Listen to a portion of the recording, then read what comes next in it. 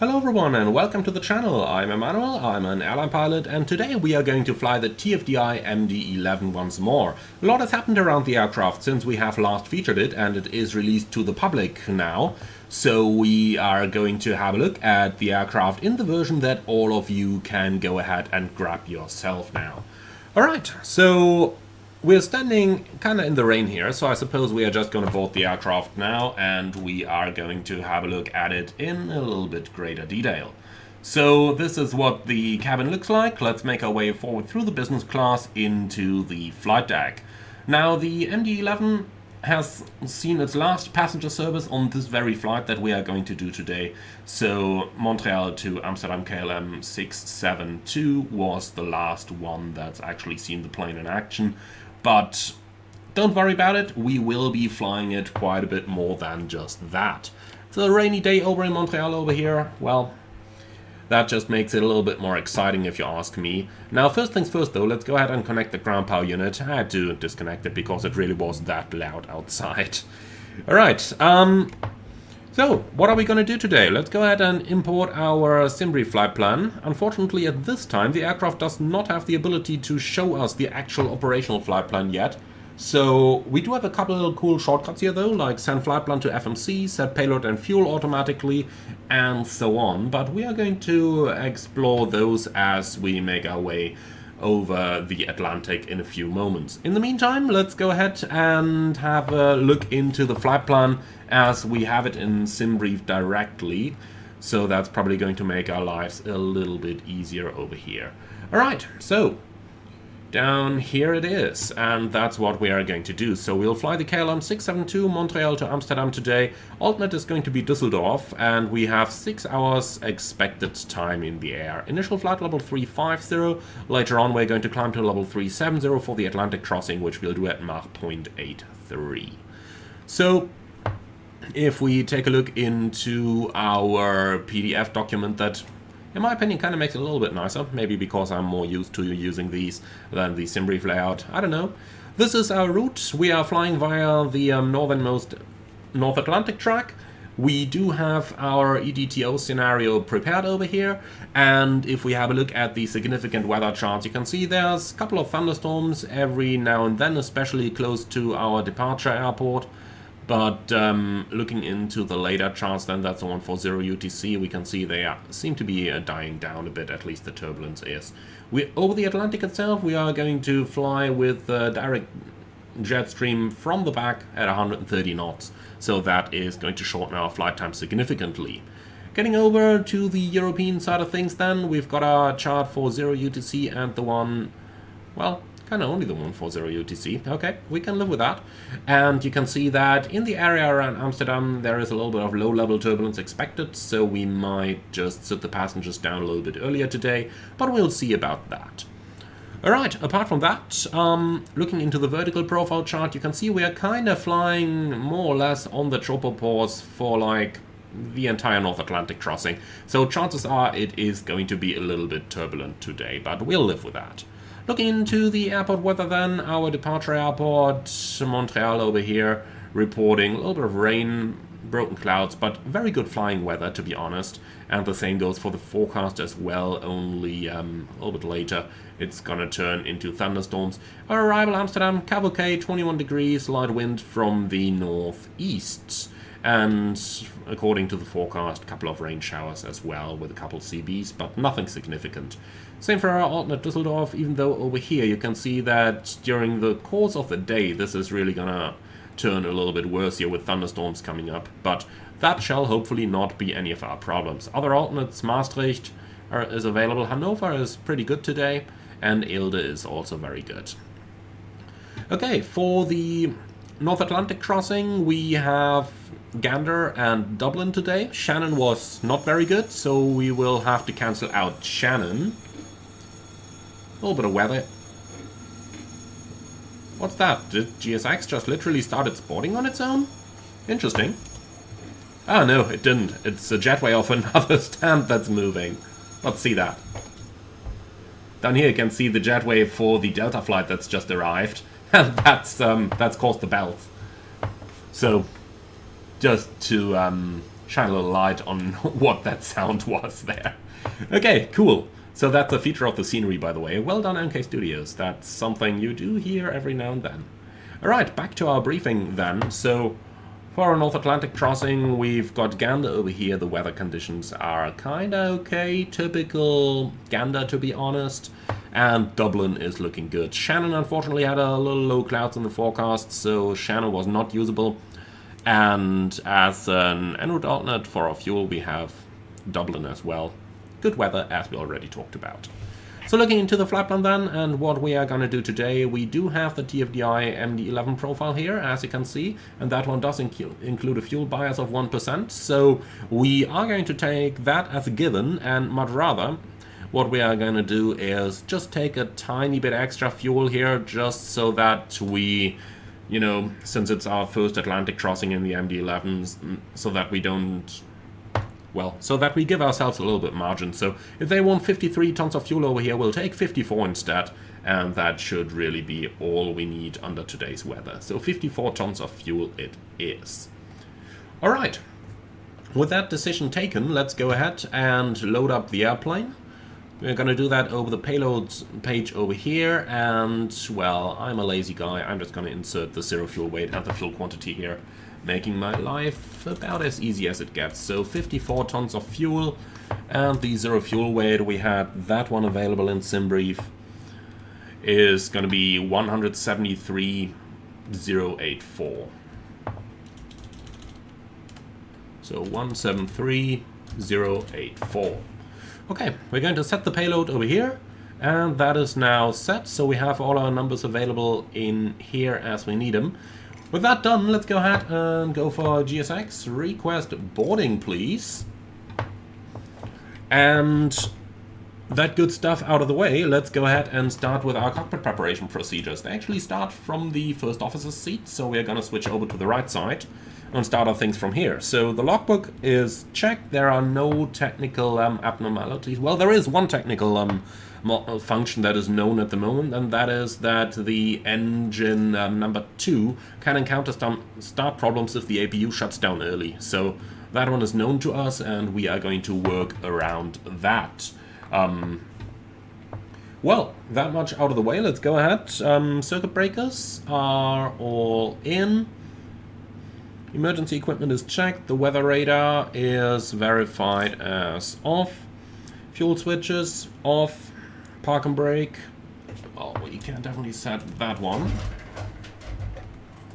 Here we go. Park and brake is set. Alright, spoilers and flaps handle is up and retracted. The landing gear is down. Fuel dump and manifold drain switches are guarded. And emergency power selector is off. Okay, then let's go ahead and power it up.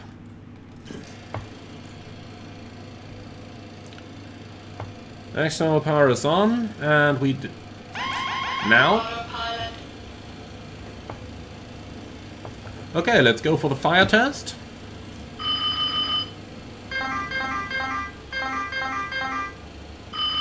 Engine 1 fire. Engine 2 fire. Engine 3 fire. Okay. So that is looking good. What's the temperature right now? 23 degrees. Yeah, I tell you what, that, especially with the moist air we have around here, that might be a little bit unbearable for the passengers. So the APU is going to come on. APU start, indications are located down here. And then we'll put the APU on the air conditioning. That should definitely make it a little bit nicer in here.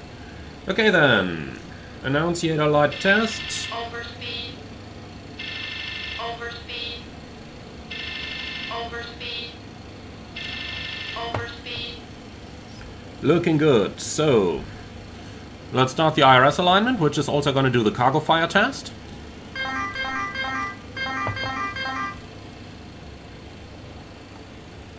Alright, looking good. Excellent, so the APU is still coming up. Then let's go ahead and do the IRS initialization. So we've got an MD-11 with the TFDI software and CF6 engines. Database is current as of right now. Okay, flight plan initialization. We are going from Charlie Yankee Uniform Lima towards Echo Hotel Alpha Mike. Alternate is going to be Düsseldorf, and that shall do for now. Okay, the coordinates look believable to me. Let's hit initialize IRS. That way the alignment is now in progress. Alright. So with that out of the way, the aircraft is up and running. Let's turn the nav lights on. And let's also go ahead and turn the seatbelt and the no smoking signs on the emergency exit lights. Refueling seems finished to me. That's 54 tons of fuel on board, as we are meant to have it. Okay, cool. With all of that out of the way, let's go out for the walk around. And as they say, the length of the walk around is independent of the weather conditions. But we'll send the first officer out nonetheless. Alright, so as I told you, a little bit louder with that GPU running down here. But we can certainly live with it. Alright then. We'll start the walk around right over here with these outflow valve is in good condition, going further up to the front. Is that the wing light over here, or is that a retractable landing light? To be honest, I'm not entirely sure. Okay, the wheels are in good condition though, and the gear bay is looking okay. Little pixelated textures over here. You can take that walk around as kind of a close look to the external model, but let's be honest, if you view it from a reasonable distance, then it is looking quite good. Okay, alright then, going up to the front, we've got our pitot tubes down here, looking good, and then we can already move alongside to the back. They should start loading our cargo here any moment now. Yep, cargo loading is in progress, as you can see. So, leading edge is looking good. Those black things here look a bit strange. Maybe TFDI can improve those textures a little bit. Right, engine inlet is looking good. There are no visible damages to any of the fan blades. And then going down, no scrape marks or anything the likes. And looking along the back of the engine, no damages there as well. Alright, leading edge of the wing. Looking good. The winglet is looking good as well. Man, those are some pretty bright nav lights over there, but most importantly, both bulbs are working. That's what we care about. Well, pixelated textures here, but then again, this might just be due to the repaint I downloaded as well. Both nav lights working in the back there. The one you see in the middle is the strobe, but that's not operative at the moment, of course. Alright, going along the outside of the wing, we can have a look at our landing gear. And there's no signs of visible damages over here. Same goes for the front part. Do we have a brake wear indicator pin over here? Well, if there is one in the real plane, it's not modeled in this one. Okay, anyway, we do also have the center landing gear here.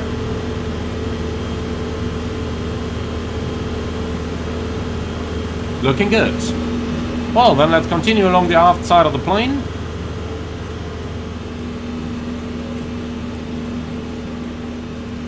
So, that's our number 2 engine. Seems to be in a good shape, and the elevator is as well. That's our APU outlet down here. And looks like everything is in a good shape on this aircraft. Right, looks like the aft cargo loading is finished already. Over here we have the bulk, which is empty. That's alright. Man, but my frame rate is really suffering here. I wonder what that's down to. If that's the airplane or if that's the scenery, because it seems to go down every time I'm looking towards the terminal. Not 100% sure, to be honest. Right then, moving along the aft, trailing edge of the wing. Everything's looking good, and the nav lights are looking good as well. So, one thing I forgot to mention earlier is we are, of course, also checking for the outlet of the fuel dump system, but that only seems to be on the right side of the airplane. That's fine for us as well. Okay, so it stopped raining. That means we can at least relax a little bit here. But so far so good. Everything is looking fine.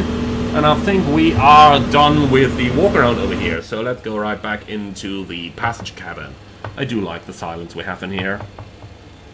Okay then, let's go ahead and continue with our flight deck setup. So, number one, let's go ahead and brighten it up a little bit. Because it is slowly getting dark. Right, you, and you. Okay, so flight recorder tests works. Then cargo temperature. We don't have anything that would need heating today, so let's go ahead and turn it off. No ignition required, and the wiper is off. Then going into the middle, we can do the hydraulic pressure system test. And let's have a quick look down here at the hydraulic panel. So, hydraulic pressure test in progress. We'll let the airplane do that automatically. Nothing on the electrical panel, but the APU is available. That's excellent. Let's turn the APU bleed on.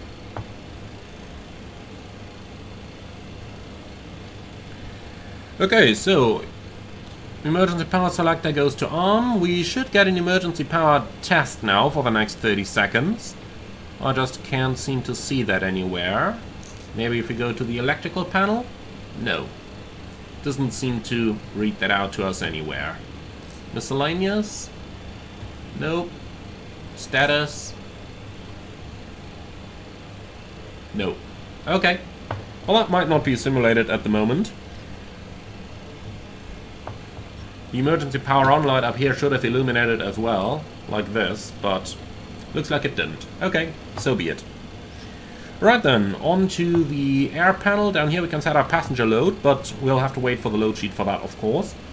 Temperature selectors are looking good to me. Fuel panel, there is not all that much to do, honestly, if the system is in auto. So let's continue from there. So, down to the lights panel, emergency lights on, seatbelts on, no smoking's auto, and that's about it already. Let's go ahead and turn the logo light on, because it is slowly getting dark over here.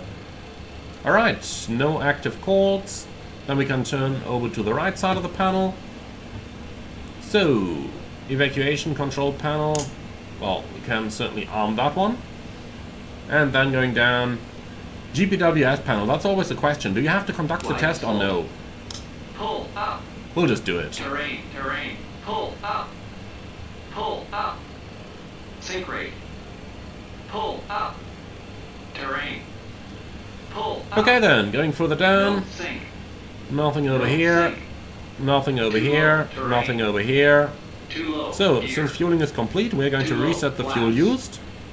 Too low. Terrain. Leading us Flaps down low. to the main panel. And, Too low, of course, terrain.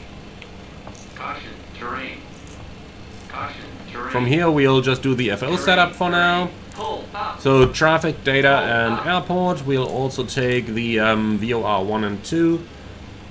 Weather radar stays off for now, as it should. And for the minimums, we can select Barrow up here. Okay, inches is already selected. Let's go ahead and make sure that the correct QNH is set there as well. And that should be 29082. Here we go, 2982 is set. Alright, then we can continue down here. Again, 2982. Align the standby attitude indicator. And yes, you really gotta hold that one out until the alignment is finished. You can see how that otherwise just stops where it previously was. So let's go ahead and do the full alignment over here. And here we go. Right, auto brake takeoff. Fuel control switch is cut off. The captain can do his audio control panel later for himself. We certainly don't need any VFR squawk in here. Come on. You can give me 2000, please. Looking good. Trims are centered. And our audio control panel will go onto VHF 1. We'll listen to both of them as well. And of course we'll listen to the interphone. Alright, looking good to me.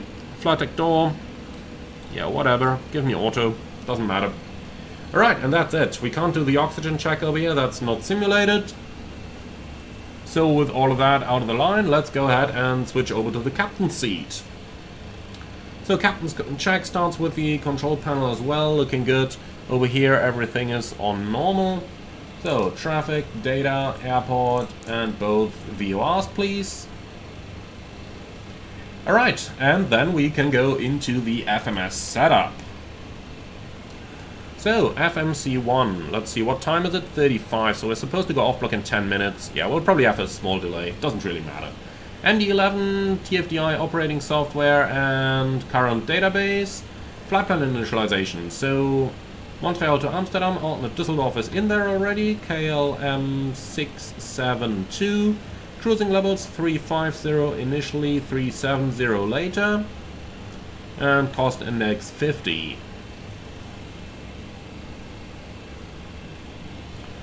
Okay, so flight plan. Montreal, sit. So, for that we need the current weather, and unfortunately the ACARS stuff doesn't work just yet in this aircraft. So we'll just have to rely on Active Sky here, and Active Sky tells us current condition is wind 360 at 4, 1 mile visibility, actually 15 miles and light rain, overcast 4,423, 2980 now. See, you can never trust the FO to get that stuff right down here. Never. Okay, anyway, let's go ahead and continue with our checks then. So, with that wind, the departure runway is probably going to be somewhere in the direction of 06. So let's go ahead and find that departure chart. Charlie Yankee, Uniform Lima, taxi, and here we go, airport. So, runway 06 left is the closest one, then that's probably what we're going to take as well. So, sits, 6 left, Montreal 3 departure, insert. And now onto the routing. So, we're going to go via Rabik. And that GS X-click spot is just about in the way. So, Rabik, then onto the airway. Quebec 951 towards Antov.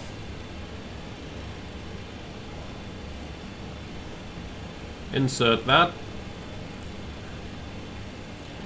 Alright, direct Milks. Direct Ricard. And from here we are joining the North Atlantic tracks. So it will be track Sierra today, and looking at the track message, that's going to be 5350 north. Next up is going to be 5440 north. Then we continue via 5530 north. And then 5620 north.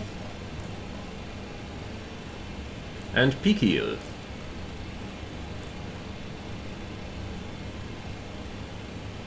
Okay, from Pekiel towards Silvat.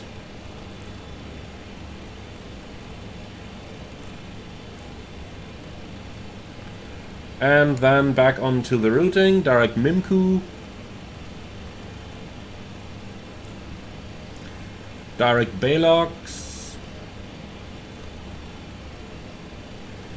And Lima 603 Lamzo.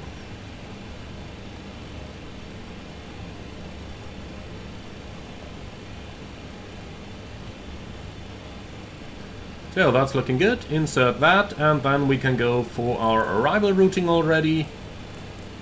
And that comes down here, Amsterdam, Star, and for the moment they seem to be using runway 06, so we'll take the ILS 06 with the Lamso to Alpha arrival, and that one leads us to River if I'm not mistaken, but quick look into the flight plan reveals Sugol.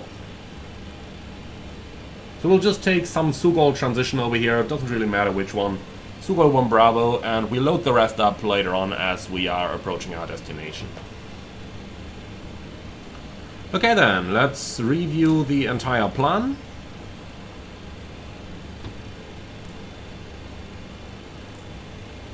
Scroll through everything, make sure that everything here seems to match.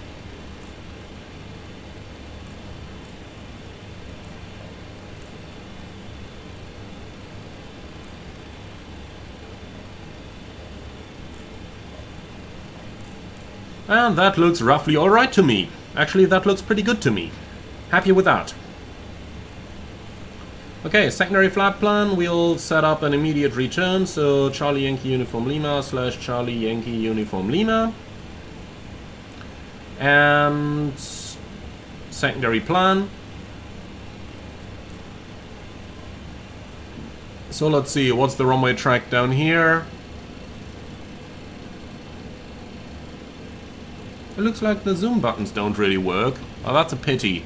057 might be a little bit hard to read in the video. I do apologize for that, but looks like I can't really do anything better there. Okay, so PBD01 can enter a holding over there.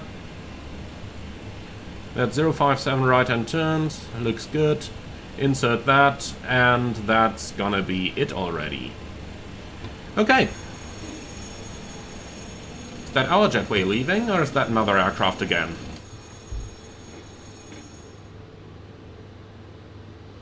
Not sure. Man, that sound keeps striking me. You shouldn't hear it from other gates, only from your own. Okay, so I think that's pretty much it. For the rest we need the load sheet.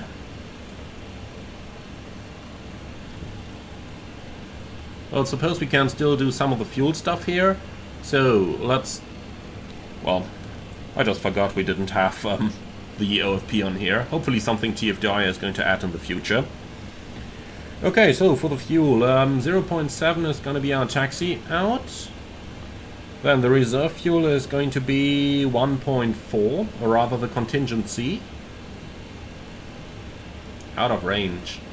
Well, I guess they probably need the weights first. Okay, no problem though. Oh, look at that, now the emergency power stayed on. I was just getting confused there by the battery discharging message. I definitely don't want to drain the battery, so let's go ahead and shut that emergency power down again. Off. And bring it back to on. I think that's probably better, is it? Yeah, now it's gone. Zone temperature selector off. Is that anything we need to do? Don't think so, huh? Now, let's ignore that until we are completely done with all the setup. Okay, I think that's mostly it over here. So, let's go ahead with our departure briefing then. Threats for the departure. I honestly don't really see any. Good weather conditions. Yeah, no threats. Okay, instrument cross-check, time UTC 2242, altimeter 2980, reading 100. The flight directors are both on, standby instruments set. It's a left sea takeoff, runway 06 left. We'll see about the flap setting and the speeds. For an emergency, we can proceed on the runway heading, climbing to an altitude of 3000. That's going to keep us safe in the area. And in case of nothing special, well, we continue on the SID, which is radar vector, so nothing to worry about. Emergency briefing itself, above 80 knots, I will only reject for fire or fire warning, engine failure, predictive wind shear warning, aircraft unable or unsafe to fly. If I call stop, I will simultaneously close the thrust levers and disengage the auto throttle, apply maximum manual braking, verify operation of the RTO auto brakes. Manually raise the speed brake lever, apply max reverse thrust. When the aircraft comes to stop, I set the parking brake. Excellent. If you call stop, I know the brake's on speed, call speed brakes up or speed brakes not up, and thrust is normal out, normal indications. I call 100 knots, 80 knots, 60 knots, and the runway distance remaining. Verify your actions and call in emissions. I call auto brake disarm and select flaps 40 when the brake has been set, and advise ATC of the reject. Excellent. We then identify the failure, carry out any drills as appropriate. If we decide to evacuate, we redo the evacuation checklist. You advise ATC, and then we'll call for the firefighters straight away. If the call before we want to keep going, no actions below 400 feet except to cancelling and warnings, raise the landing gear with a positive rate, 400 feet, verify our heading select, and carry out the memory items. At the MFRA, buck up, retract flaps and schedule, flaps up, No lights. Select open climb. 3000. Continue. Probably to the PBD waypoint I set up, or maybe anything else. Honestly, anything works over there. And come back as needed. Okay, taxi is fairly straightforward. We're standing right over here, pushback with the nose to the left, and then we're almost immediately at the runway. Now our departure is going to be the Montreal 3 departure, which we have on a chart over here. As you can see, runway track. There is an initial climb of 5,000 published for jet aircraft.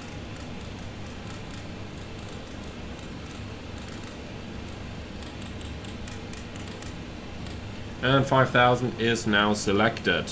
Alright, transition altitude 18,000, safe altitude within 100 miles 7,400, but 3,000 within any of the airport area. And that's pretty much it. Now, since the MSA is based upon a VOR that's not located at the airport, let's go ahead and set that over here so that we get a visual drawing of it. Or rather, a visual drawing of the MSA on the plan. Should just be 25.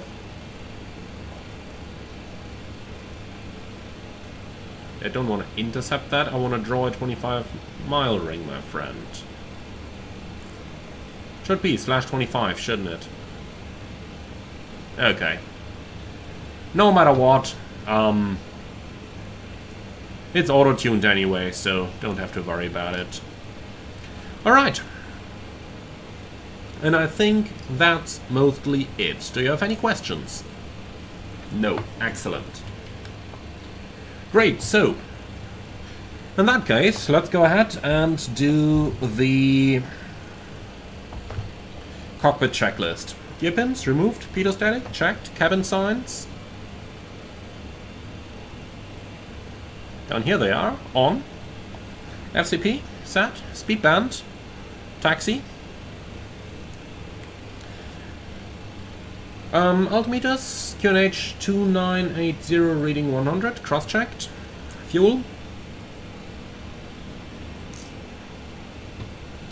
53,950 kilograms. System display status checked, system modes. All automatic. And then we are holding the checklist right there. Okay, running on APU power. External power can go, and GSX can start preparing us for pushback and departure, please. Okay, GPU disconnect, close the bulk. Parking brake is set, chocks can be removed. Okay, what's he doing down there? He was just waving with that pin, but I think we are fine. Okay.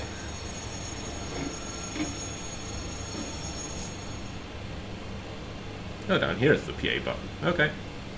Fair enough. Ladies and gentlemen, good evening from the flight deck. This is your captain speaking. My name is Emmanuel. In the name of KLM, I would like to welcome you aboard our flight 672 towards Amsterdam. Flight time today, approximately 6 hours. We expect a smooth flight across the Atlantic for the most part, with maybe a couple of bumps every now and then. For this reason, we would like to ask you to keep your seatbelts fastened and stay in your seats whenever possible, even if the fasten seatbelt sign is not turned on. We would like to thank you very much for choosing KLM for today's service. Now sit back, relax, and enjoy the trip with us. I'm not gonna bother with the Dutch PA, that is going to go wrong for sure. Alright, excellent. Then our load sheet should be here now, so let's go ahead and have a look. The airplane should be capable of importing all of that on its own. Yeah, you can see that up here. So 54, 2270, 173.1. Let's see if that matches. 173.1, yeah, looking good.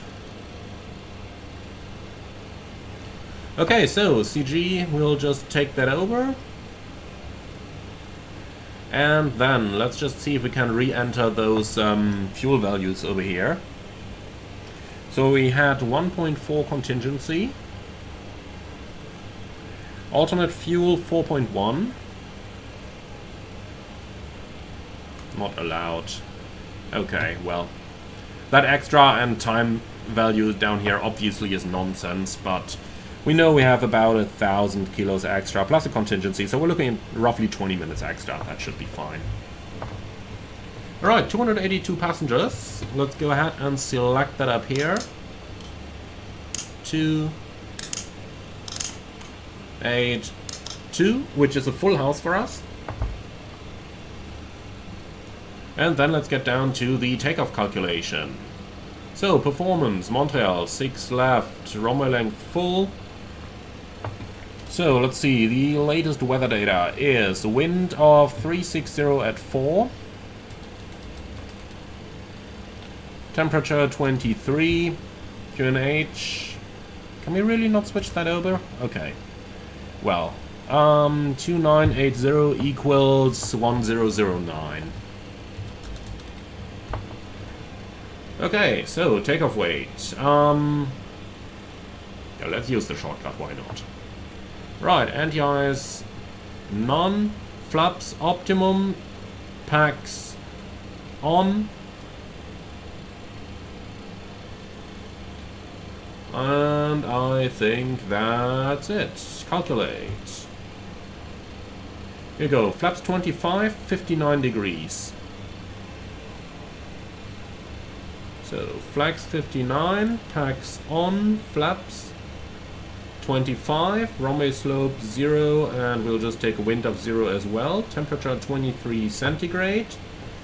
Okay, climb thrust 1618 is okay for me, acceleration 1618 as well then.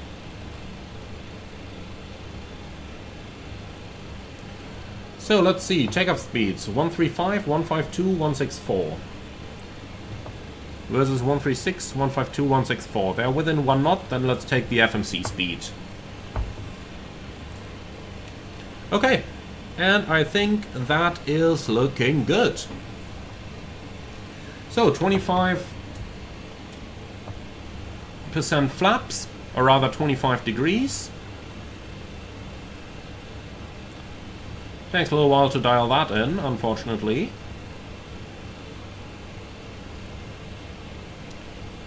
And I'm dialing, and I'm dialing. Here we go. Flaps 25, looking good. Okay, takeoff config test. Stabilizer. Looking good as well. Alright, so I think that's mostly it. Let's go ahead and complete our cockpit checklist, please. Takeoff data, inserted, auto brake. Takeoff. Takeoff warning, checked. Flap takeoff selector, 25. Cockpit checklist complete.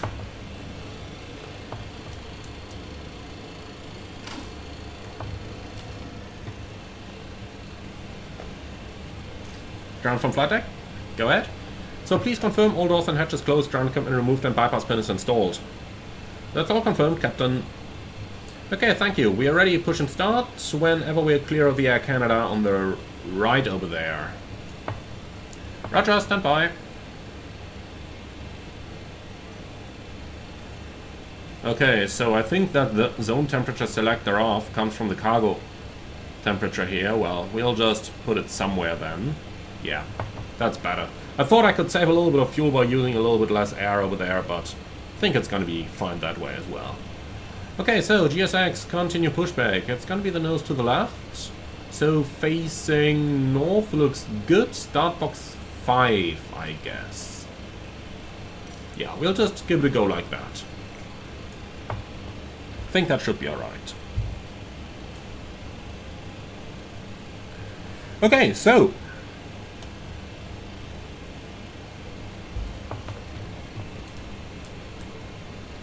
aux hydraulic pump 1 coming on, beacon light coming on, and engine ignition B will be used today. And that should be good to go. Okay. Before start checklist. Cabin secured, mobiles off, engine ignition B, beacon, tasty, system modes, all automatic, and park and brake set. Before start checklist complete. General from flight deck. You clear to push, box 5, park and brake set. Okay, we're cleared behind. Roger, release brakes. Brakes released, clear to push. Standing by for engine start. Roger. So, engine start is certainly going to take a little bit longer than what we're used to, since we have an additional engine here. On top of that, I have no idea where that start box 5 actually is. Let's see, do we have that on the charts anywhere? Guess not, but never hurts to look. Not really, yeah? Certainly doesn't look like it to me. Alright, that's fine. We'll just use that one here. Okay, ground flight, starting engine 3. Clear 3. And 2. And 1. Oil pressure.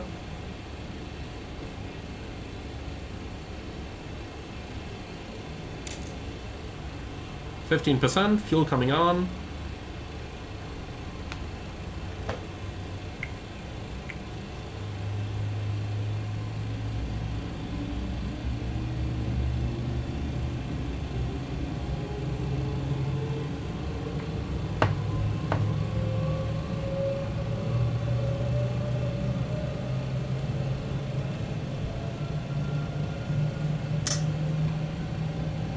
Start a cutout. Monitor 3, starting 1. Engine 1 start.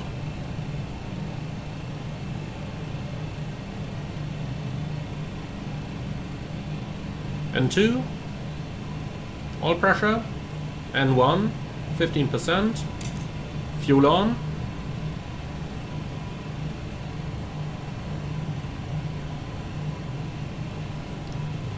I really need to get used to that tape display that KLM's been using over here. Like, to me it just looks like engine 1, engine 2, engine 3, but it's indeed just N1, EGT, N2, and the fuel flow then down here. That's a little bit confusing, let's call it that way. Start a cutout. Monitor 1, starting 2. Engine 2 start. Okay, push is complete, set brakes please. Brake set, and we have N2, N1, oil pressure, 15%, fuel on,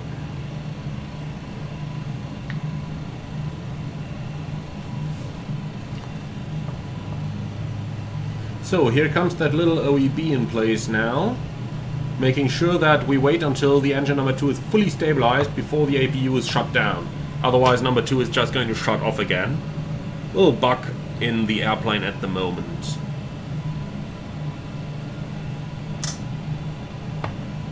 Okay, start a cutout. This is the point where I would normally have started to turn off the APU, but that would result in the engine going out again. So let's just wait until it is fully stabilized.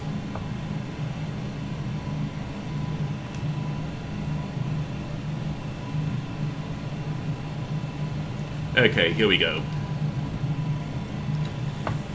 So, engine anti-ice is not needed, APU air can go off, and the APU itself, yeah, engine is stable, shutting down. Engine keeps running, excellent. The pin is also seen up there. After start checklist. APU, off, anti-ice, off, system modes, auto, after start checklist complete. Okay, looks like we'll be number 2 behind the Air Canada.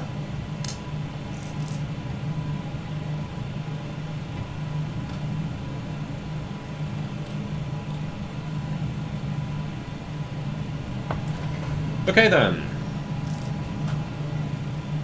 Brakes released. Okay, Air Canada turning to the right, that makes our life a lot easier. Clear left side, clear right side, off we go. Okay, so straight ahead and then first left, left, full length.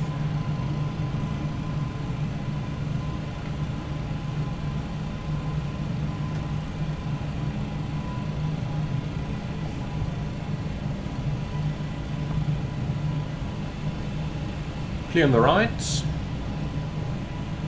Okay, flaps 25.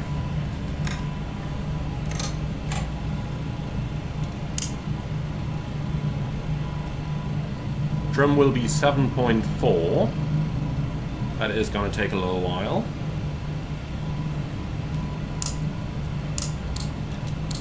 Here we go, 7.4.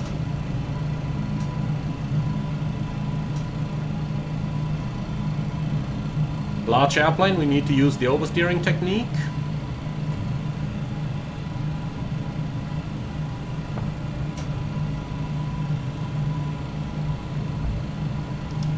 Okay, so FMS, heading will be used, and profilers armed.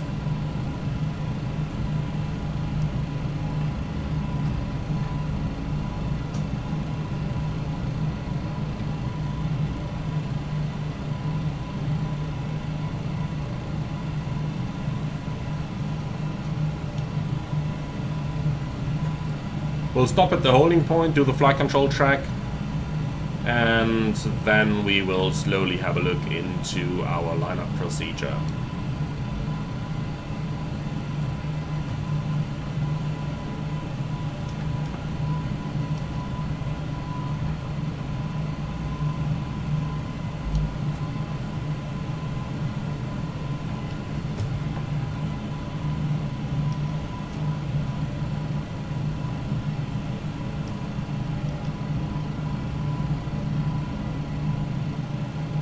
Okay.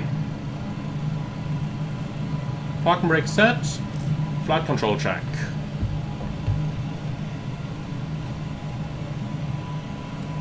Full up. Full down. Neutral. Full left. Full right. Neutral. Rudder. Full left. Full right. Neutral.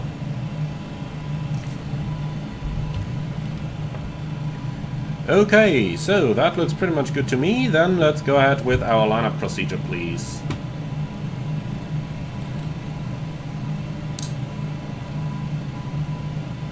Anything on the TCAS? Nothing interesting. Perfect. Cabin crew, prepare for departure.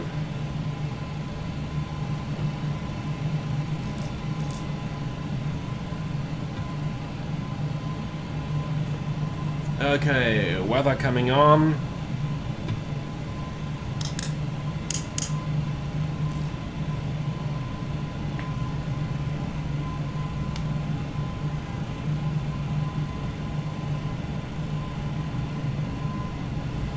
Okay, takeoff checklist. Flight controls, checked. Flaps, 25. Spoilers, armed. Trim, 7.4. EAD, checked. Takeoff checklist complete.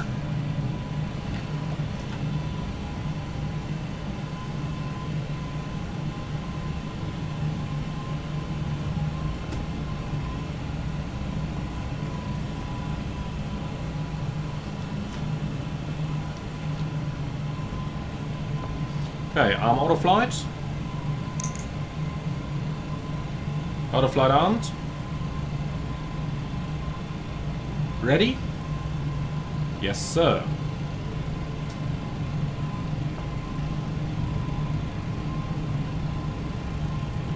Takeoff. Stabilized. Sub takeoff thrust.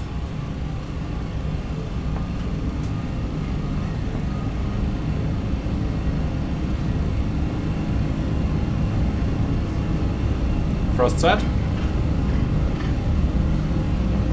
80 knots, tracked.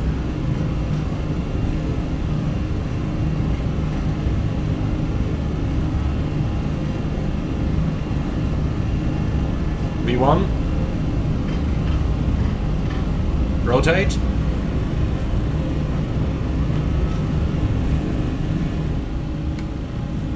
Positive climb. Gear up.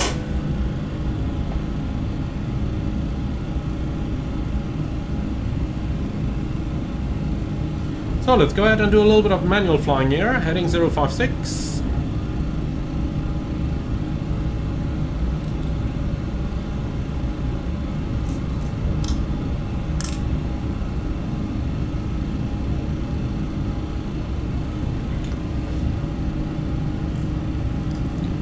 So, going to be a right-hand turn, heading 110. But let's fly the acceleration first, and then we can do the turn. So, since I last flew the aircraft, TFDI have really improved the flight controls here. So, flaps 0.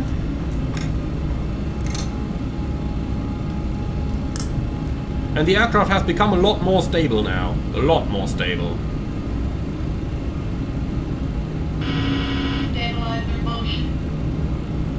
It is pretty sensitive on the trim, but you can see if you look at my control column down here, once the aircraft is in trim, you don't really need much of an input anymore.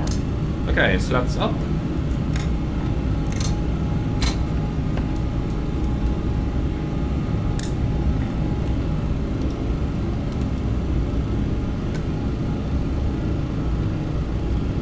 Okay then, let's stabilize it at 153 knots.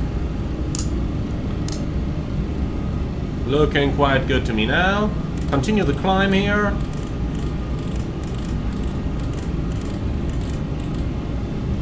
Let's just take something high, 18,000, looking good for me. Okay, and now let's do the right-hand turn. That's going to be a heading now of 110-ish.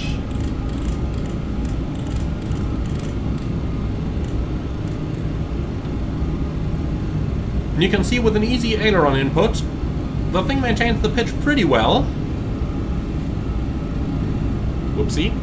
So the thing maintains the pitch pretty well, and overall the attitude as well. That's looking quite cool. I do like that. I really do like that. So, oh yeah. You me too, photogrammetry, thank you.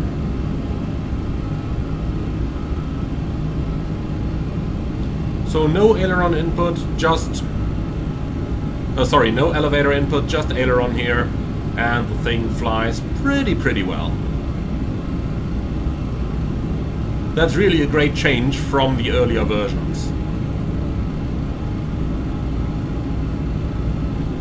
Alright, and we're getting out of the clouds. Looking awesome.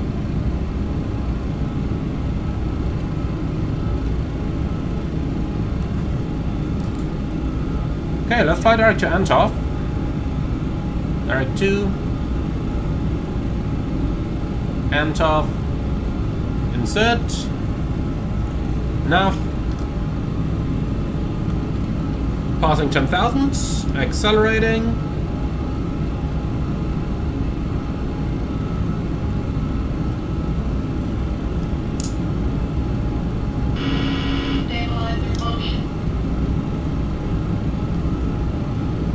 I really like the flight controls now.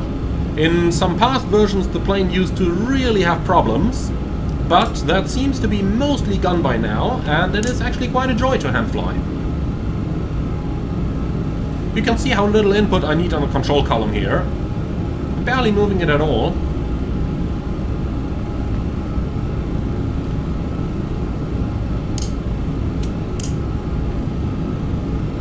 Okay, approaching our target speeds. Let's pitch it up. And here we go, 310 knots. Nice rate of climb here. Right, looking pretty good. Autopilot on. The plane can fly itself from now. There's no after takeoff checklist here, since the plane would warn us for anything that might happen. So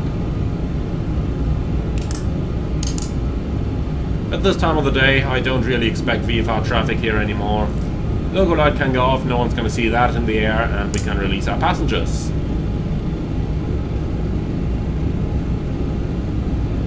Okay, so the initial cruising altitude is going to be flight level 350. Let's go up there.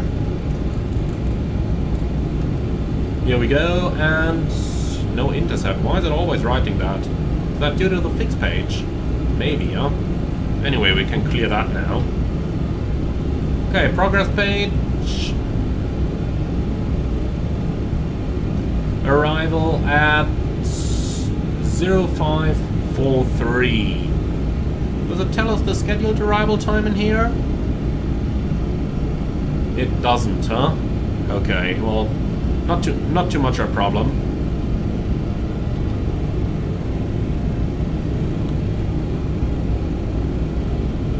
So looking into SimBrief, our scheduled arrival time is 0545. But I don't think I entered any winds in here because I'm too lazy to do it manually, so if those predictions are off a little bit, then don't worry about it. I'm just too lazy to enter the winds manually. Okay, optimum 310, maximum 375. That's interesting. What does the performance page say? Yeah, the same, optimum 310. Why did SimBrief plan us in flight level 350 then? Okay, I tell you what, I'm gonna trust SimBrief a bit more over here. Let's fly the SimBrief numbers. Especially because we didn't load up that much fuel, so...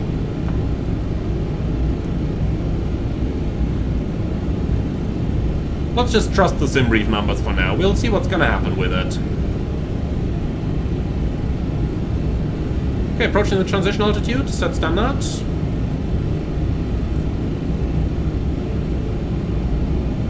Standard cross-check, passing flight level 184 now. Checked.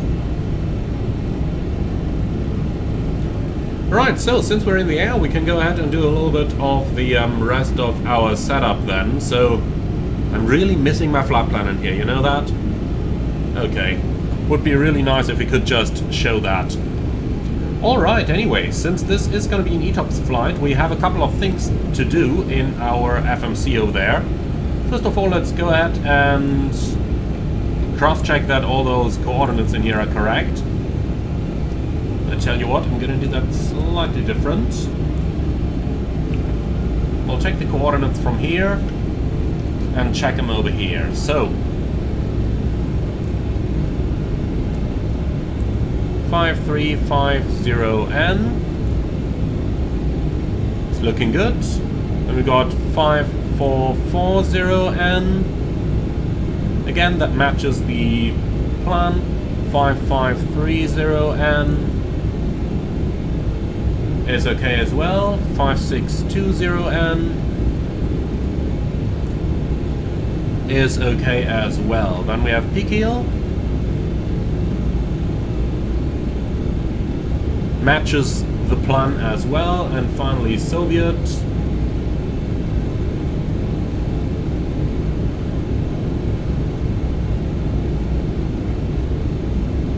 Is correct as well.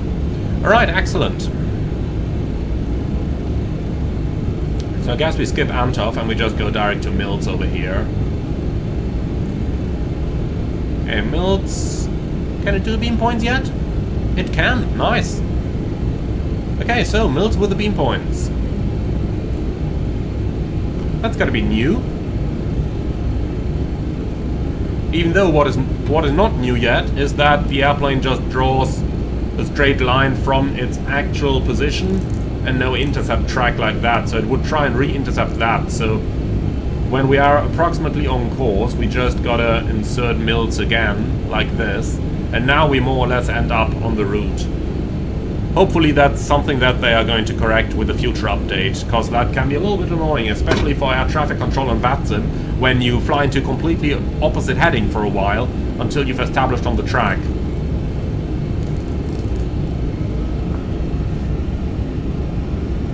Alright, so with that we're in the air. Now let's take a quick look over here. Next up, let's go ahead and program our ETOPS points. So first of all delete everything here. Okay, flight plan waypoints retained, that's okay. Secondary, copy active. Now we should be able to delete everything. Yep. Okay, so, if we take a look at the fix page and try to enter our ETOPS points like this, you will notice that the rings can't be extended as much as they can, for example, in a 777.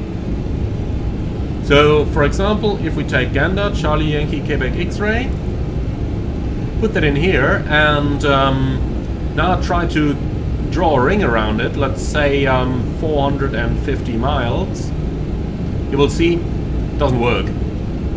Or if you just make it 450 like this, out of range. So the maximum range is somewhere pretty close.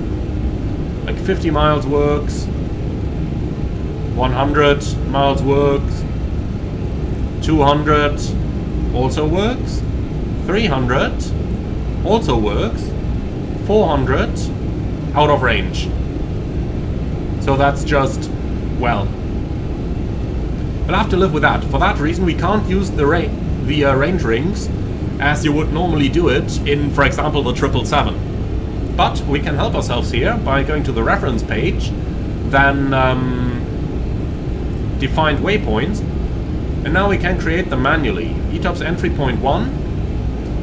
And in the real world, I would take the coordinates from my flight plan and enter them as coordinates. Unfortunately, when I try to do that in the TFDI, so 5341.9/west 04405.1, you can see it doesn't work at the moment. So my only option here is to go via the flight plan itself and just create them as place bearing distance points, because that kind of seems to work. So what we can do here for the ETOPS entry, we take our track. So the previous waypoint is 5350 north /092/215 miles. And if we do that, you can see that works. And that also gives us some coordinates. Unfortunately though, those coordinates are not exactly accurate. What we can try as well is we can go for the true track, see if that may help here.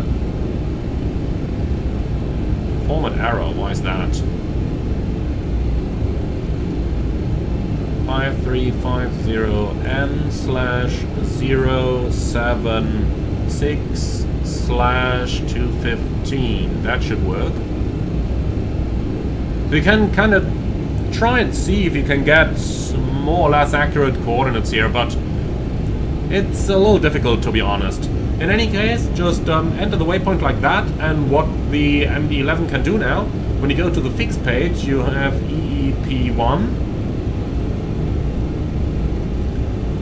And if we now have a look at the plan page and just go forward a little bit, you can see it. Well, you can't see it now, okay, that's fine. It would draw a little line between the actual position and the EEP. So that way you would at least get somewhat useful data for you. The same, by the way, applies when you are flying on a direct segment like we are right now and you want to do a fuel check. For example, let's say we want to do the fuel check at beam Antoff. Then if we just go to the fix page here, enter Antoff, you can see it draws you that a beam line. That's quite cool. And that certainly helps you.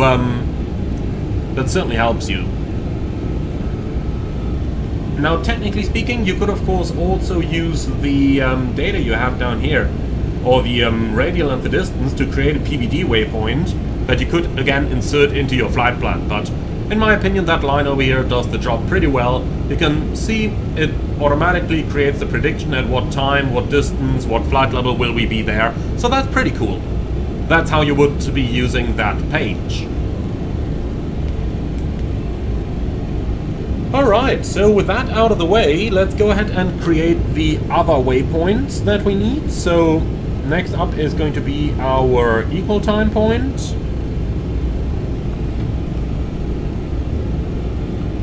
So again, reference, defined waypoint, new waypoint, and this one is going to be between Gander and Dublin, so we'll call it Yankee Quebec X-Ray Delta Uniform Bravo.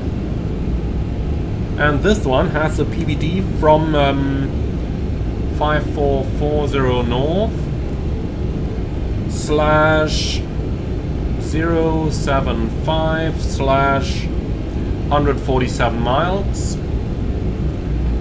Compare the coordinates, make sure that it's more or less in order as it should be.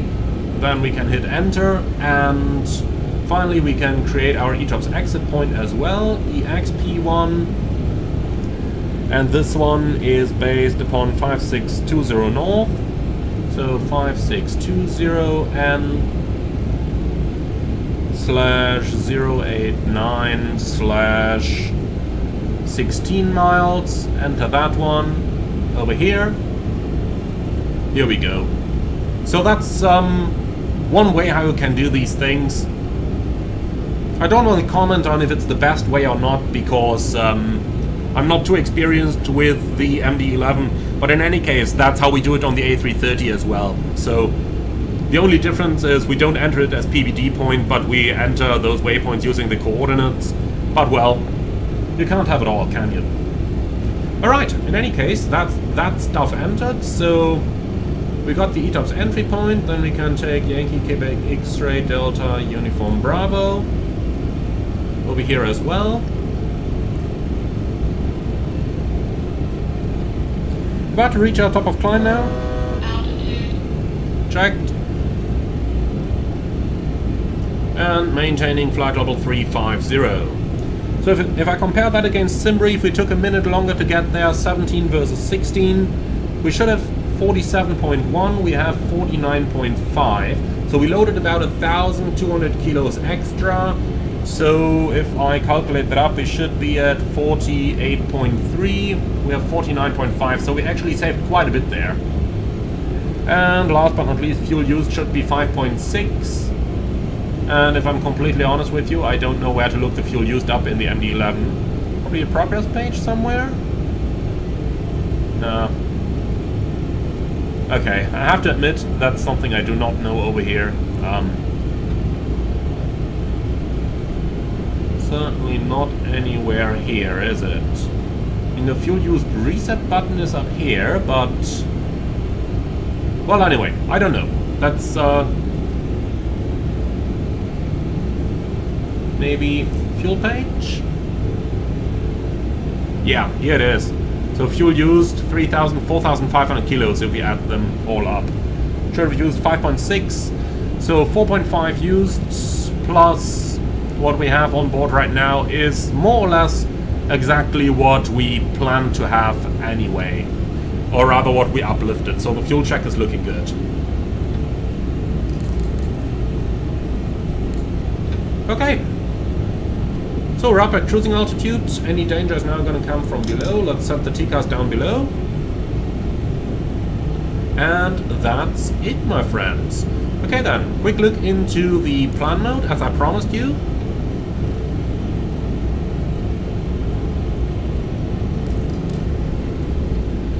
So here's what we've marked now. That's the ETOPS entry point over there, and here is our equal time point between Gander and Dublin. Now flying long haul, obviously the, not you, but you, closest airport page is always an interesting one. Down here we can also enter our, we can enter any en route alternate that we might be interested in. For example, I've got Halifax down here now. And well, that's pretty much everything we could do up here right now, as far as I'm aware. The only thing that interests me right now, because I haven't tried that beforehand, is can this airplane fly an offset?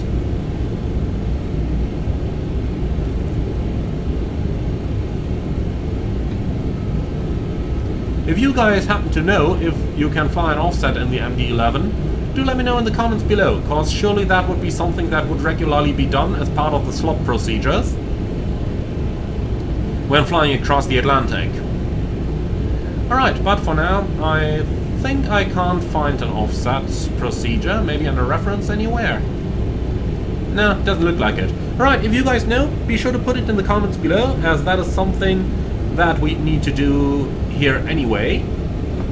Apart from that, what else can we do? Well, we can already enter our North Atlantic speed restriction, so 0.83 is what we are planned for today, even though Econ is just 0.81. Makes me wonder if we should just request to fly a little bit slower. Simbrief planned 8.3, but if the Econ is 8.1, we might just about fly that, shall we? So let's just experiment with that. Speed restriction 0.81, climb restriction whatever. It doesn't seem to show here anyway. Okay, doesn't really matter. Of course in the real world it would, but to be completely honest, if you know how that's done in an MD-11, then do let me know in the comments below, because that's kind of the stuff that I'm not too sure about. I guess we can just enter it on the cruise page then when the time has come. Say edit 0.81, fly that. Yeah, now we have added cruise 8.1. I think that's probably the way for us to do this. Okay, so that's that part done. The sun is going to go down in an hour or so, so we can go ahead and start to... well, I'll tell you what, we'll let it fly out here, and we'll handle those lights later on as it gets a little bit darker. For now, that's anything we needed to do, so let's sit back, relax, and enjoy the flight as we are crossing the Atlantic in the lovely MD-11.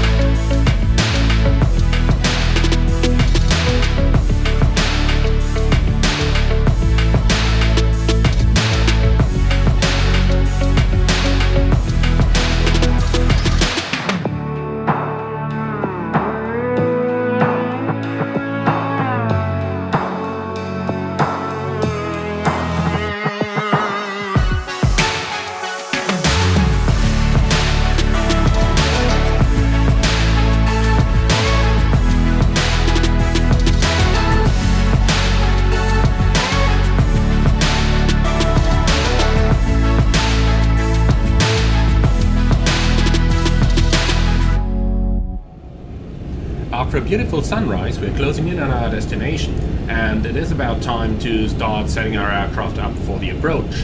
Well, first of all, a couple of basics though. Let's go ahead and turn those lights back into a state where we want them to be for our arrival. So I'm going to turn all of those displays up again so that we can read them properly. 40 nautical miles to run till our top of descent, so beautiful sun outside and beautiful sunrise as well.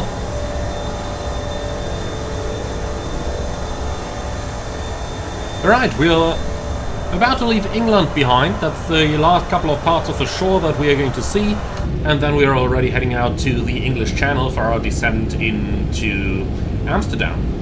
So, a couple of basics here in terms of our arrival. Looking at flight radar 24, we can take a very quick look into the active runway. At the moment, that's always my personal favorite over here. And they are landing on 06 at the moment indeed, so always very easy check over here. And as we can see, landing right up here, and that, if we zoom in, is 06 down there. Makes for a nice and short taxi. Anything's better than the polar band for that. So let's go ahead and get rid of that again and start our preparations. So we have already entered the ILS approach for 06. Let's go ahead and get that EFB back so that we can start having a look at our charts.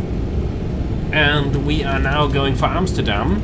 At this point it would be really handy if they would have a facility to pin your charts. Unfortunately they don't at the moment, so we'll have to deal with it like it is right now, and you can't really zoom in either, as you can see. Like, this is the maximum zoom level we're going to get, so why is it jumping back to the previous? I don't want that. Give me Amsterdam, please. So as you can see, the chart facility still needs a little bit of an upgrade there. Hopefully with a future update. Alright, so going into the plan mode then, let's check that what we have is indeed what we need. Also a little bit reflective here for my taste. Let's go ahead and turn those backlights down. Alright, starting up here in Lamzo, below flight level 230, that's correct. Then via Adpos towards Sugal between 70 and 100, maximum 250 knots. And that is indeed what we are supposed to have. The only thing that just catches me here is Sugal reads above 70. Ah yeah, at or below 100, here we have it. Excellent. Descent speed limit below 10,000, 245 looks good to me. Then we can continue on the next chart, and that's going to be the approach. I do believe we have currently programmed the night transition over here. In reality, it's going to be radar vectors, so we will vector ourselves, but nonetheless, let's quickly check that our waypoints are correct in here. So from Sugal we continue to Neaton, maximum 250 knots, which we have. And then we've got Soski, which is maximum 220 above 4,000. Waypoint 613, 614, 2,900 feet. And we have all of those. And then we've got 110, 2000, 609. And we have all of those in here. Okay, next up we are going to go for the ILS approach, runway 06. Starting out in 609, 2,000 feet, 3-degree glide. And we've got all of those. In case of missed approach, it's going to be climb on track 056 to 2000, inform ATC immediately. And indeed the vector lag is what we have, even though that line over here is definitely not correct. Well, we're going to do that stuff ourselves then. No need to make a big fuss out of it. Okay, approaching our top of descent. Let's start dialing that altitude down. 230 is what we're looking for. Here we go. And like that, it should start the descent all on its own. Okay, so progress page. We don't really need anything over here. Nav radios, likewise. Don't really need any of those. No intercepts. Ah, here we go again. Is that because we've got something in the fixed pages now? Let's go ahead and clear those out.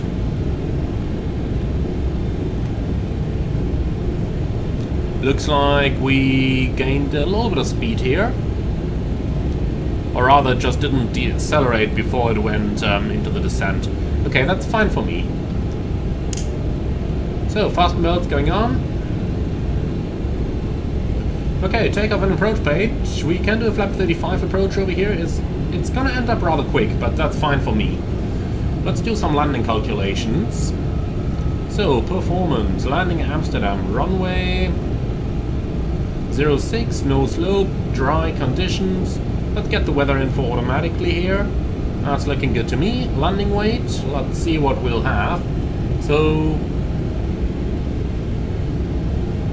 let's see on the progress page here. Estimated landing fuel is 10 tons.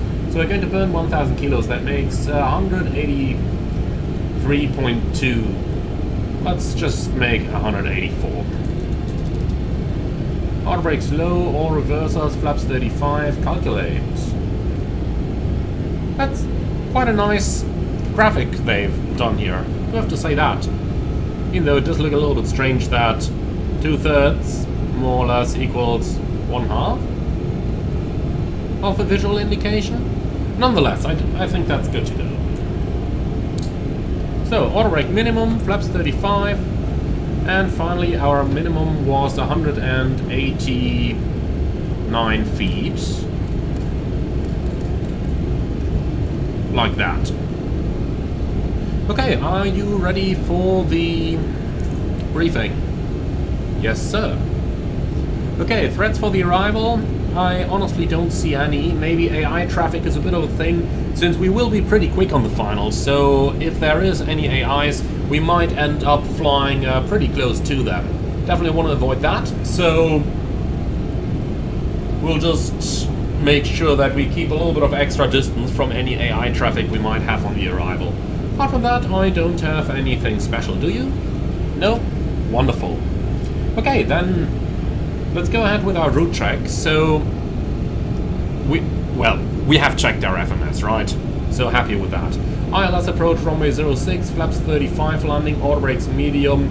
Reversers will be used to in idle actually, so only idle reverse. We've got a long ground time, so we don't need to worry about that. Vacate the runway close to the end, and I actually don't have an idea about our gate yet, but I'm pretty sure we can find that out quickly. So, quick look at flight radar once again. You can see, here's how I found out about our departure gate. And if we just go all the way over to our arrival, it actually landed 06 as well, nice. Vacated second from the end and then ended up over here. What's that? Delta 53. Okay, and with that we can also remember our taxi already. Easy going, that's what we're going to do. Okay. Let's quickly talk about extra fuel. So, yeah, that is not correct over here. That's definitely not correct, okay. Well, nonetheless, we can calculate it a little bit differently then. So, if we have a look into our Simri flight plan,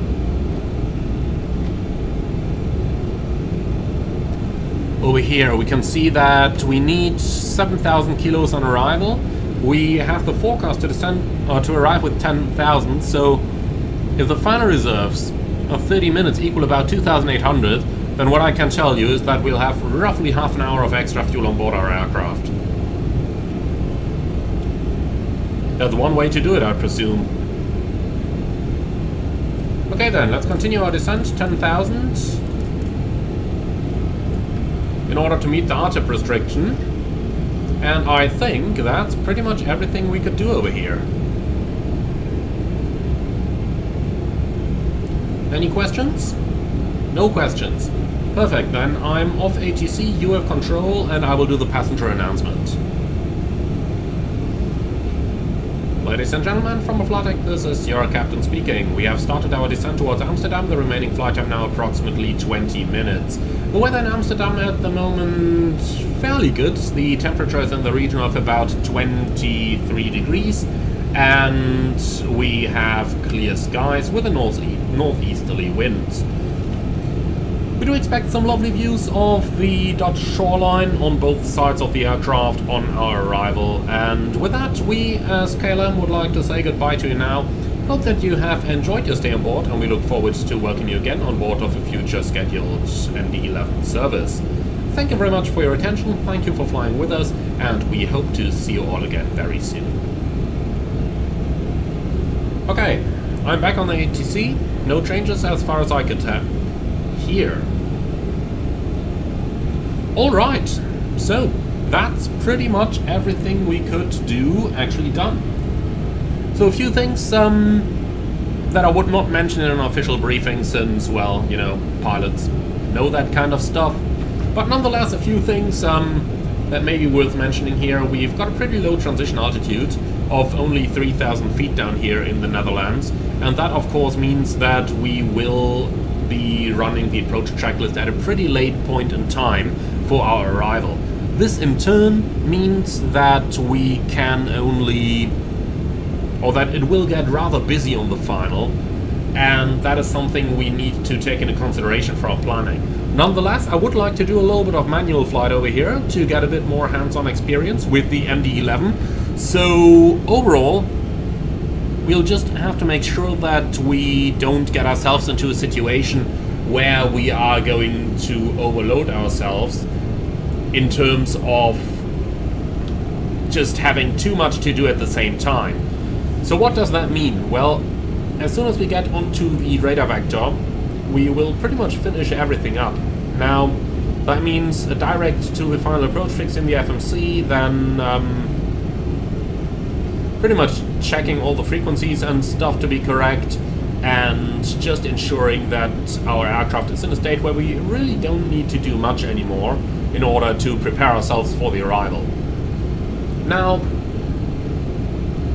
since we don't have ATC online today, we can simply clear ourselves down to the platform altitude of 2000 and then set the QNH a little bit earlier, and that's probably going to be the easiest thing for us to avoid any trouble with too many things happening at the same time on the approach.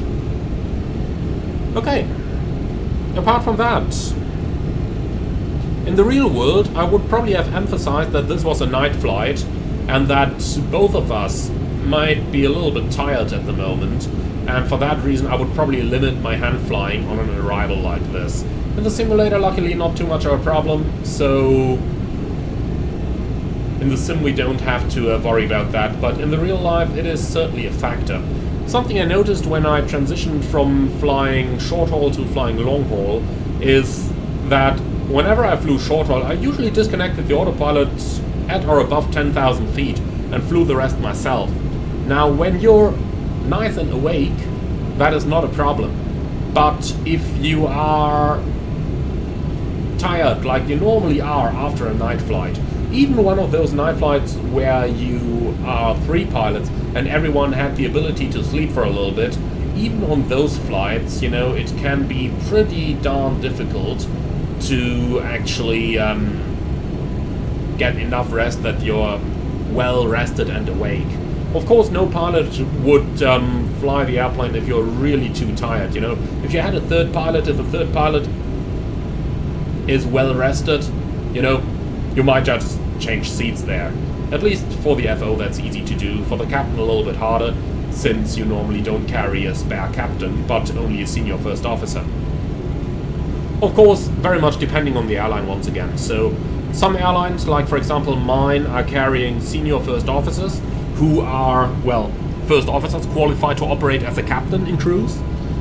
Other airlines, however, carry cruise relief pilots who are not qualified to act even as a first officer under normal operations.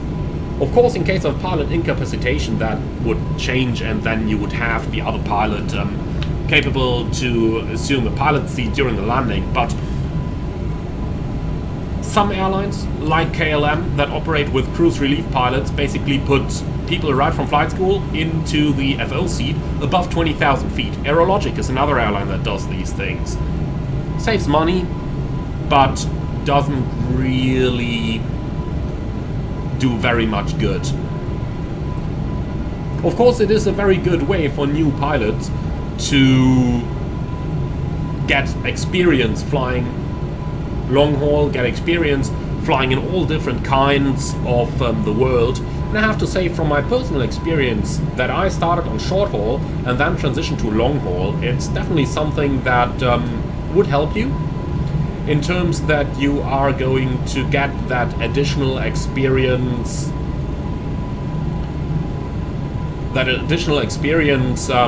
you know, managing situations, and it will greatly improve your situational awareness when you actually get to sit in one of those pilot seats and when you actually get to fly an airliner yourself for the first time. Alright, let's go ahead and take a little shortcut over here now, heading 130. Here we go, heading. And then we can also descend 3000.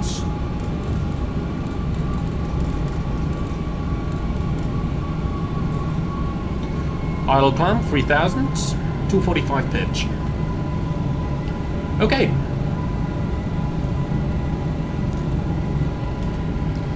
Then we are closing in on our destination. Set QNH.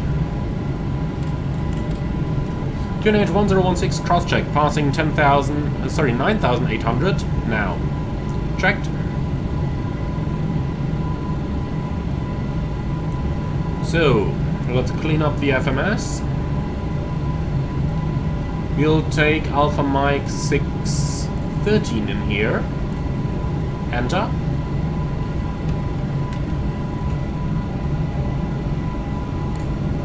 Okay, profile. Let's see what it's doing now. I do believe it should descend at 1,000 feet a minute. Well, I'll tell you what. We'll go down towards 2,000 over here, like that. Passing 10,000. Lights are coming on.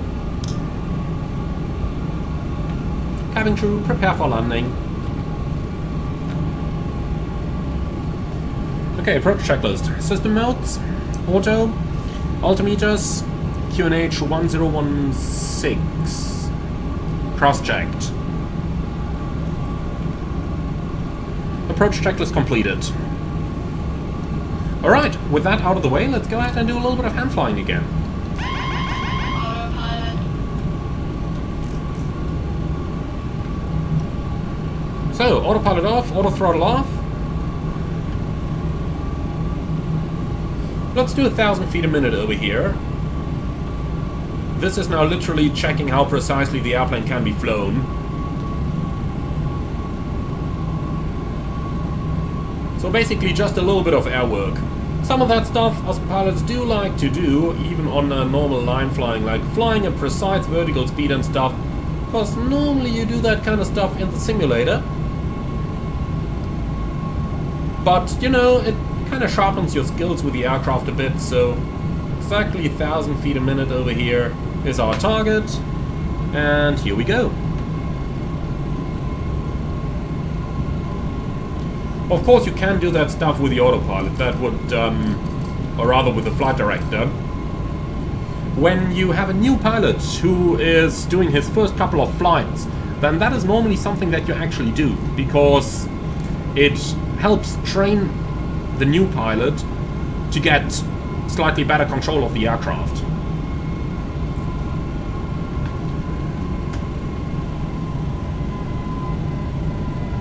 Alright, let's continue our descent over here.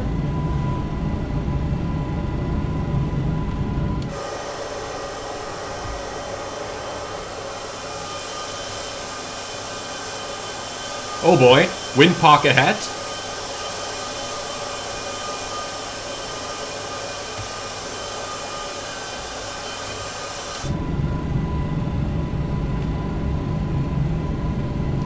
Okay, let's turn right a bit, heading 140.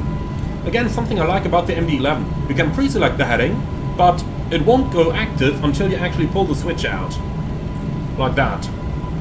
So only now it's actually started the to command the turn. So target speed is down towards 220, and yep, that does look like a pretty fine speed to me for now. So let's start our speed reduction here.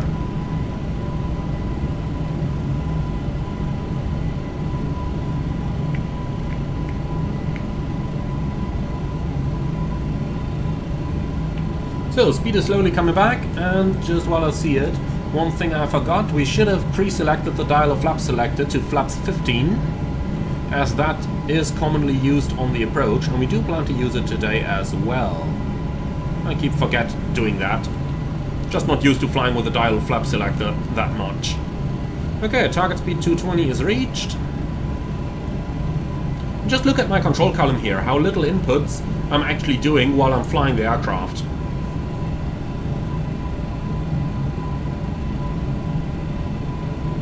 Okay, let's go slats extend. Speed checked.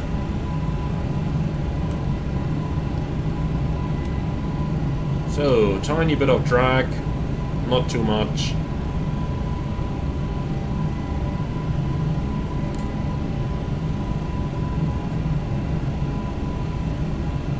Okay, let's pre-select heading 090. Which we'll need for our final turn.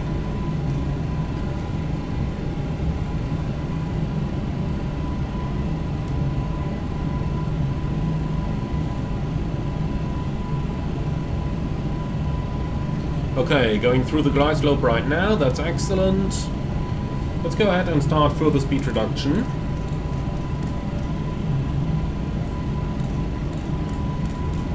Looking for 180 knots. Again, over here as well, you can pre-select the speed, and then you pull the selector, and then it actually starts to set the target. Okay, flaps 15, speed checked. Here they move, and here we go, flaps 15.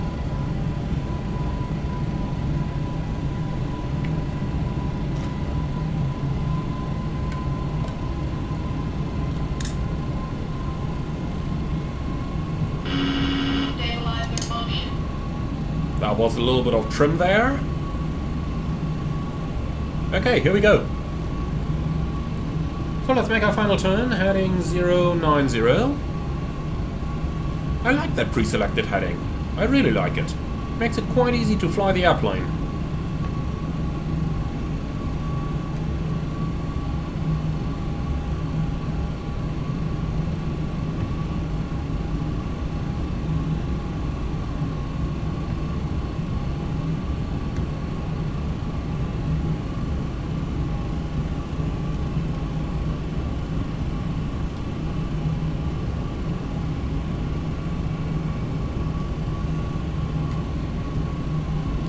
Okay, cleared ILS 06. Approach armed.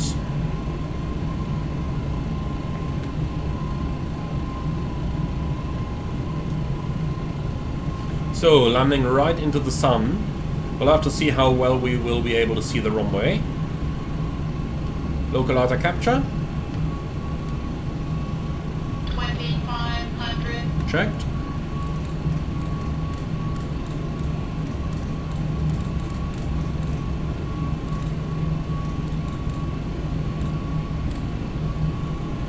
So, runway track is set. Okay, hold 2000.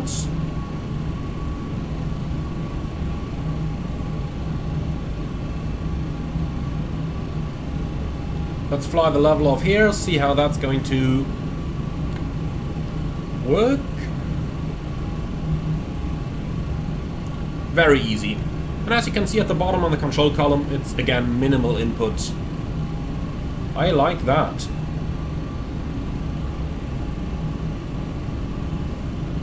As soon as we capture the glide, we're going to start our configuration sequence. What we can already do though is go back to FMS speed.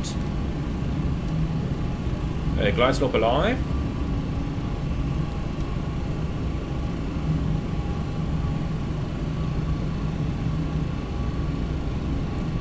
Make sure we keep it on the localizer here. Stabilizer motion. Okay, glide slope capture, gear down, flaps 28. Go around altitude 2000 set.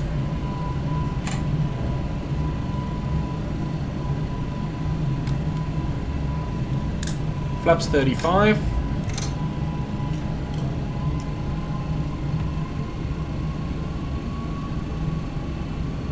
Getting a tad slow, correcting.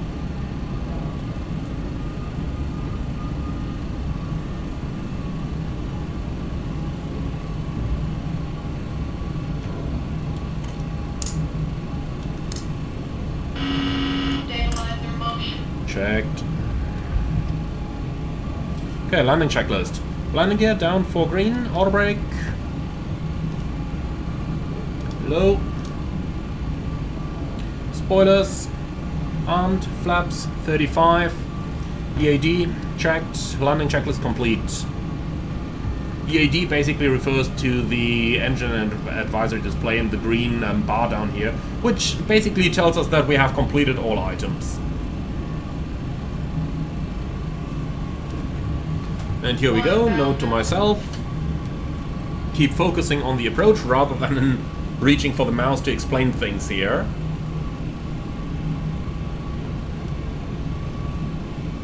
Okay, so clear to land. Lights are on. Glide slope check correcting. Glide slow. That warning comes a bit early.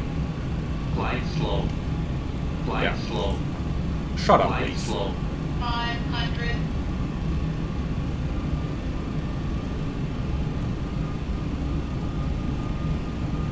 That warning did come a bit early. We were not outside the glide slope parameters yet.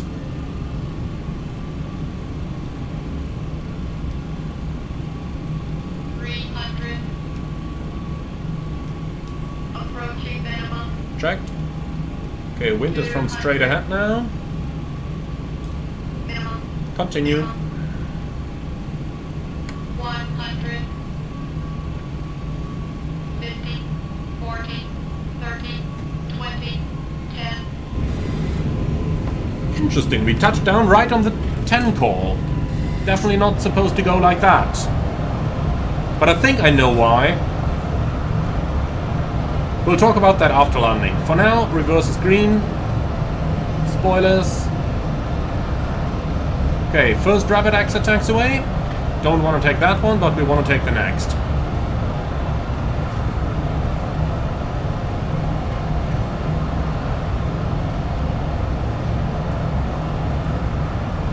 Manual brakes. Auto brake disarm.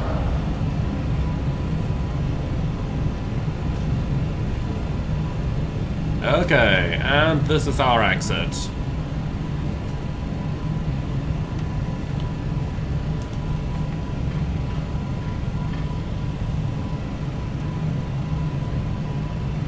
You are going the wrong way, my friend.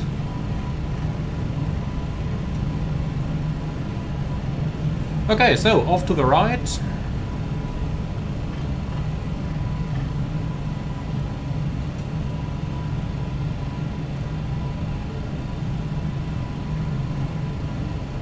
Slow it down carefully here. Looking good.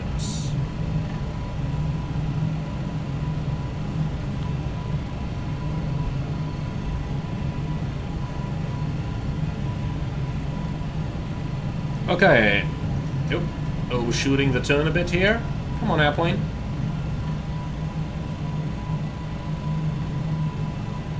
That's looking better. Okay, so spoilers are retracted. Slats and flaps. Going up, weather radar and transponder. Off. And alt off.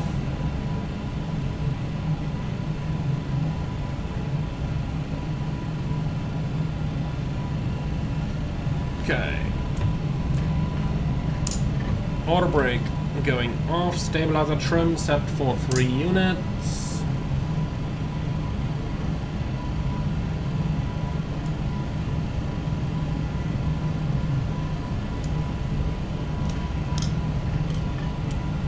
Here we go, lights.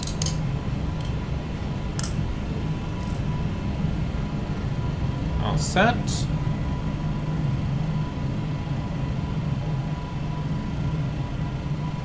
Okay, 10 knots into the turn.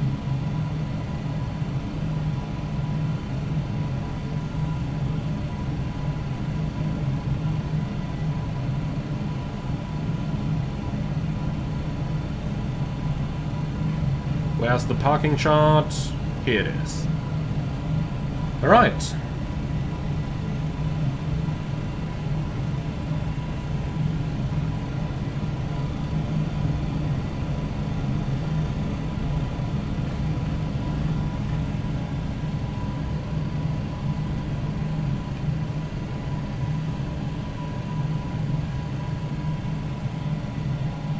Okay, let me just quickly check where we gotta go. So we're at Alpha 9 right now, so we go one further, Alpha 10, and then to the left, Delta 53. Okay. Looking good, continue taxi.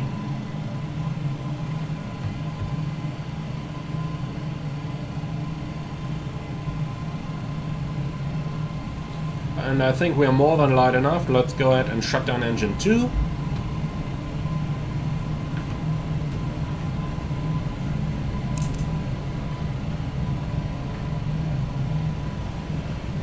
Start the APU, please.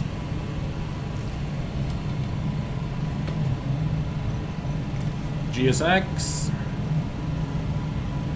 Delta Pure Heavy. Delta 5-3. Yeah, select anyway. Follow me, no thanks. Handling KLM, oh come on.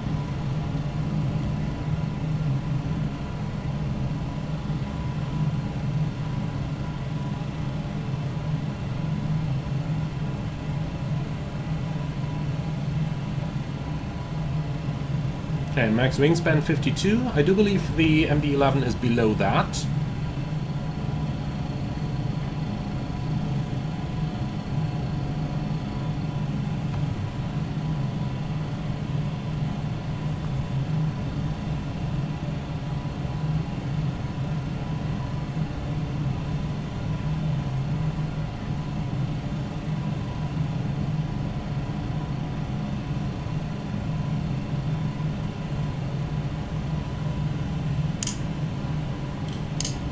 Okay, lights off. Clear left side. Now comes the challenge of getting that aircraft onto that stand.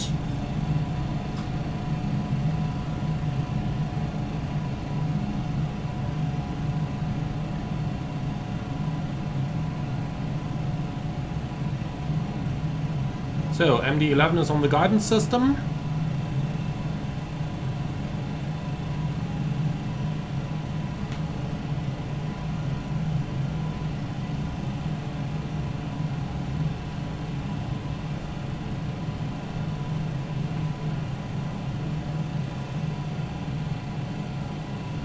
Okay, slow it down a little.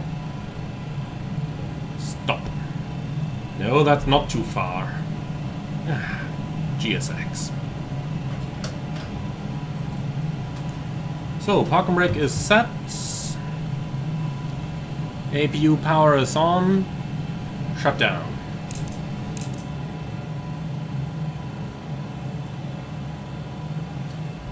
Cabin crew, all doors and park.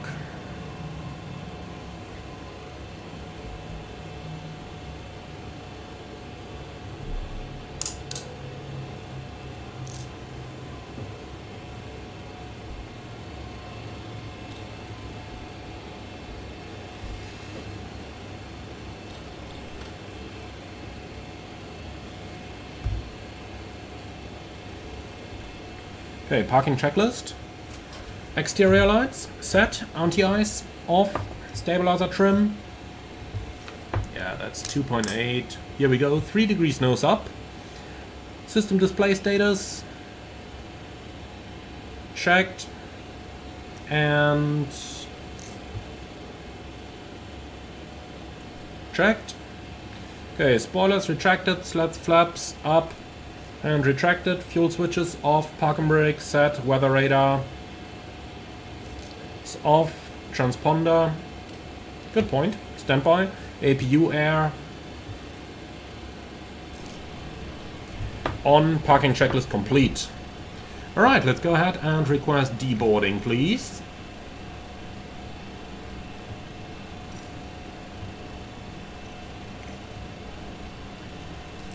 Well, and with that, my friends, welcome to Amsterdam.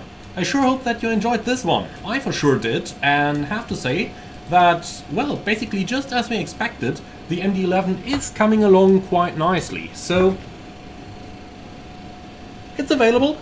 Go ahead and grab it. In my opinion, it's one of the expensive aircraft, but it's surely showing some great signs of getting there. It's not perfect yet, you could see how I worked around a couple of issues, but I do believe that TFDI keep proving that they're on the right track with this aircraft. So if they keep going on this for, you know, maybe another year or so, then we are definitely in for a very good MD-11.